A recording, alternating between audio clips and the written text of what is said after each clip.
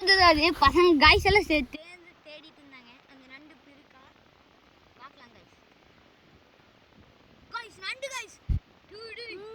ஆக்ரோஷமானதுடா guys. நல்ல மொரட்டு நண்டு. இது ஒரு ஆம்பல் நண்டு காய்ஸ். நாங்க உண்மையாவே நீங்க விளையாட்டுக்கு தான் சொல்றீங்கன்னு நினைக்கிறீங்க.